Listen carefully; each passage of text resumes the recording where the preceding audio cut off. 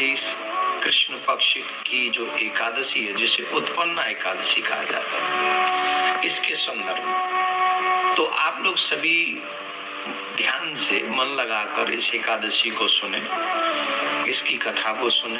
बड़ी मार्मिक कथा है, बड़ी सुंदर कथा है, अद्भुत कथा है। इस कथा के लिए श्रवण मात्र से हमारे तमाम पाप कट जाते हैं। तो हम सभी जो एकादशी का व्रत रखेंगे वो व्रत रखेंगे 9 तारीख को, 9 दिसंबर को। आगे का मैं पूरा मुहूर्त और पारायण का समय सब बताऊंगा, लेकिन उससे पूर्व में पहले आपको इस व्रत की, इस एकादशी के व्रत की कथा सुनाता हूँ। एक सतयुग में मुर नाम का दैत्य हुआ था, बड़ा बलवान था, इतना बलवान था, इतना बलवान था कुछ ही नहीं। देवताओं को परास्त कर दिया था, अग्नि को जीत लिया था, वरुण को जीत लिया था, चंद्र सूर्य को जीत लिया था, इंद्र को जीत लिया था, और उनको जीतने के बाद में स्वर्ग खाली करवा लिया था।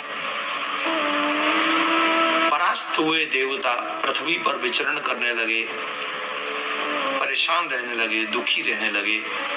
उस समय वो सभी जाकर वो तो भगवान भोलेनाथ से कहा कि मुर नाम के दैत्य ने हम सबको बहुत तंग कर रखा है, बहुत दुखी कर रखा है, आप हमें उनसे मुक्ति दिलाएं। तो महादेव ने, शंकर त्रिपुरारी ने, काशी विश्वनाथ ने कहा कि देखो, तुम अगर उस दैत्य से सभी कष्टों की मुक्ति चाहते हो तो तुम्हें त्रिलोकीनाथ नारायण भगवान के पास जाना चाहिए। तुम नारायण से जाके प्रार्थना करो। तो सभी देवता क्षीर सागर में नारायण भगवान के पास में पहुंचे। नारायण भगवान से प्रार्थना की। नारायण भगवान ने पूछा कि भाई क्यों परेशान हो, काहे को कष्ट पा रहे हो? तब उन्होंने बताया।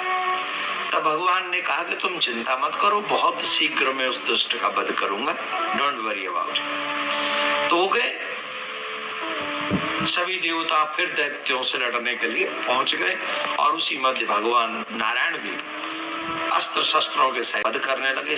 ऑलमोस्ट सभी दैत्यों को परास्त किया। जब मुर दैत्य से, परास्त मीन्स समाप्त कर दिया, फिर मुर दैत्य से युद्ध करने लगे भगवान ने। वो बहुत बलवान था, भगवान से भी जम के युद्ध किया उसने।